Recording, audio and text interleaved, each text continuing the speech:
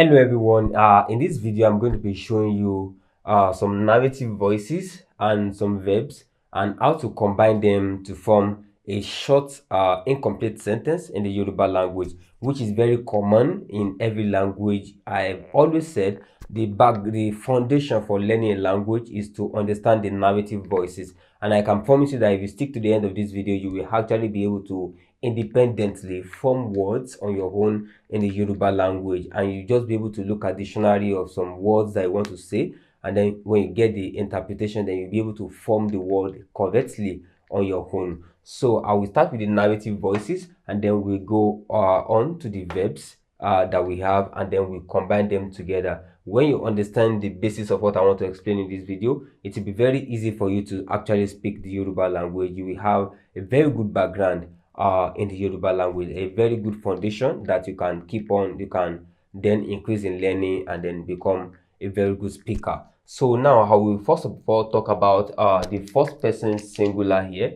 The first person singular, which I shorten to FS. The first person singular, don't worry about what I mean by first person singular. It's just a linguistic jargon. What it just means is that you are referring to yourself, first person. You are talking about yourself. You know, when you're talking a language, it's either you are talking about yourself, talking about someone else who is present with you, or talking about someone who is not present with you, or talking about an inanimate object. So those are the basis for communication. So in English, we have I, and I in isolation in Yoruba is Emi, in Emi. But when you want to use it in words, it is mo, or me. But I will not advise you to use this me. I will not advise you to use this me. It's like another dialect of the Yoruba language, which is actually not really common. But most of the time, if you use mo, you are actually correct. If you use me as well, you are correct. But it's not a standard dialect. So I will advise you stick to mo. And then we have we in English. We is awa in Yoruba. Is awa. And when you want to use it, you use it as a. I will still be joining them with the verbs very soon, and then it will make much sense.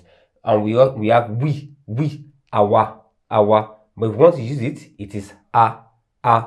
And we also have second person. You know, this is first person, this is first person as well. First person singular, first person plural. That is, if you are talking about yourself alone, it's going to be I went, I did it, I go, I initiated an action. So if it's first person singular, it's going to be about you alone. That is I. But if it's more than you, maybe you and some other people did something, that is plural. That's first person plural, and that is we. And then it is awa, do, re, awa. And when you want to use it, you use it as a. And then we have second person singular, which is you are talking about someone else who is actually present with you. You know, in English, if you say you, that means the person actually present with you. You. So if it's singular, it is you. And in Yoruba, it is iwo. And when you want to use it in word, it is o, o. But I will advise that you use o and not use o. The same explanation that I gave to this applies to this as well. You can use o, it's correct, but it's like another dialect. But mainly people use o. So iwo. In isolation, the meaning of iwo is you. But if you want to use it in a word, you can say o, or o. So there are different versions of this in Yoruba. We have o and o. One has a diacritic mark beneath. One does not have any diacritic mark. One doesn't have a diacritic mark. One has a diacritic mark. So we have o and we have o. So that is for that. So but I advise that you use o when you want to reference someone who is singular. That is second person singular. And we also have second person plural. But in English, it is still you. But in Yoruba, it is different. For example, in English, you can say you guys, you children. You can say you came, but you wouldn't know the number of people that came. But in Yoruba, it's not like that. You for singular in Yoruba is iwo, but if it's more than one, it becomes ẹ̀yin, ẹ̀yin, ẹ̀yin, ẹ̀yin, ẹ̀yin, ẹ̀yin, ẹ̀yin. And then if you want to use it in a word, it is ẹ, ẹ, ẹ, ẹ, ẹ. That is for that. That is for that. And then we also have the third person, which is third person singular. If you are talking about someone else, if it's one person who is not where you are, maybe it's somewhere else, you will say he came here yesterday, he left, he died, he did this, he did that. Or she, if it's a female, he if it's a male, she if it's a female, and it if it's inanimate. But Yoruba does not distinguish between he, she, or it in the third person singular. Yoruba does not distinguish. It is ohun, ohun. Even though it is male, it is ohun. If it's female, it is ohun. If it's inanimate, it is ohun. But now, in using it in when you want to use it in words, you will use o, o, o, o, o, o. So you have to be careful because it's the same as this. I say you should use, if it's you singular, that you are talking about someone who is present with you and it's only one person, that you came, you left, you ate, it is o or o. You can use o or o. So now we have o here, we now have o here. So you now have to be careful. Yoruba is actually a tonal language. A tone carries meaning in the Yoruba language. This one is different from this in the aspect of the tone. This one is o with re mark. This one is o with mi mark. Mi, o. So it is different. O is different from o is different from o. So that's for that. I will explain them in example very soon. And we also have they in English, which is third person plural. They, that is, you are talking about someone else who is not there, but it's more than one person. You use they in English. And in Yoruba, it is àwọn. And then when you want to use it in words, you use one. So that's for that, for the narrative voices. So let's combine them with verbs that we have here. We have different verbs. We have smile. And smile in Yoruba is rẹ́rìn. We have jumped. Jumped is fò. We have slept. Slept is sùn. We have ate. Ate is jẹun. It has a diacritic mark here. Jẹun. And we also have fought. Fought is jà. And we also have won. When someone wins something. Won. You won the World Cup. You won the Rugby Cup. Congratulations to South Africa. So won is bori.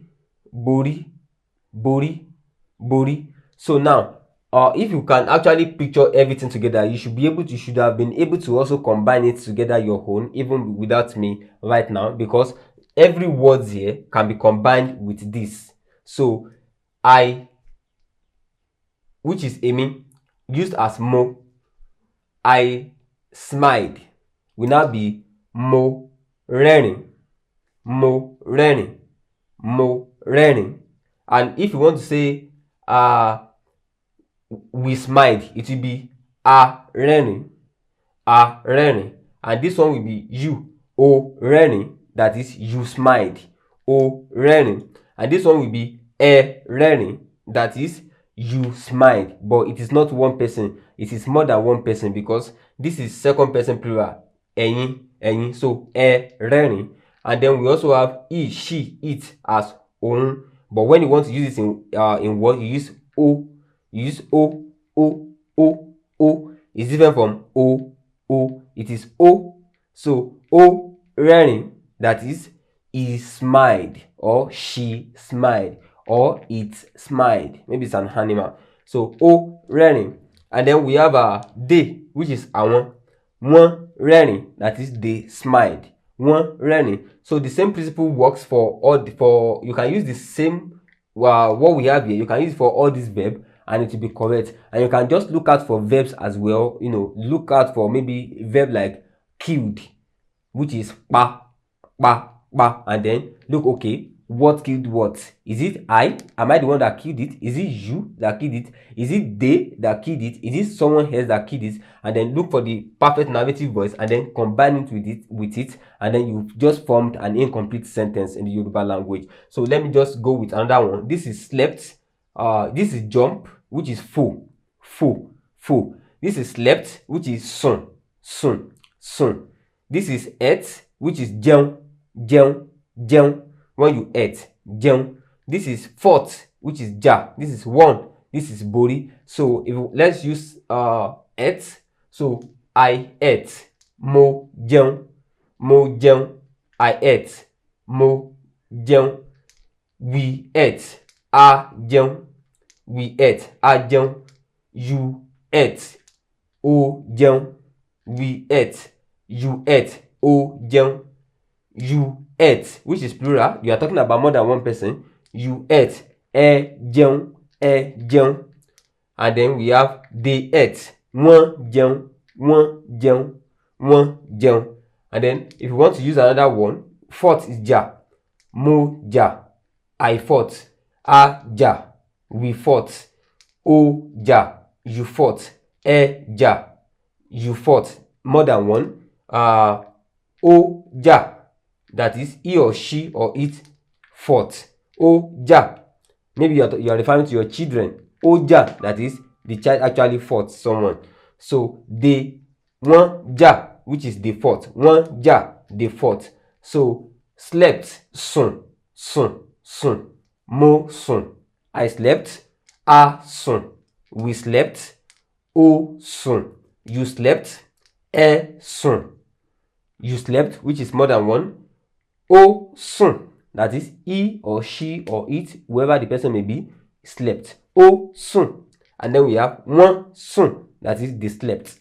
So that is that. You can just look for different verbs, and understanding this as a foundation, you'll be able to start a sentence in the Yoruba language. And that's all I want to teach you in this video. I will talk about the other part of this video because everyone that I've mentioned here, they are the initiator of an action. Everyone I've mentioned here are the initiator of action. What about when they are the recipient of an action, which is the other side of what I've explained in this video? Is also very, very important, and that's what I will share in the next video that we're making in regard to this. Because, for example, this is I, but it is an initiator of the action. But when it is the recipient of an action, it will be me, not I anymore. It will be me. So in this aspect, English, Yoruba, we turn to me. You will have to use me instead of mo here. So I smiled, mo rẹ́rìn, but which is I'm the initiator of the action. But if you are to be the recipient of the action, for example, he gave me, it will be o fún mi. Fún in Yoruba, gave in Yoruba is fún. So he gave me, o fún mi. So now we use me, just like in English, it will be me when it's the recipient of an action. This same I will turn to me.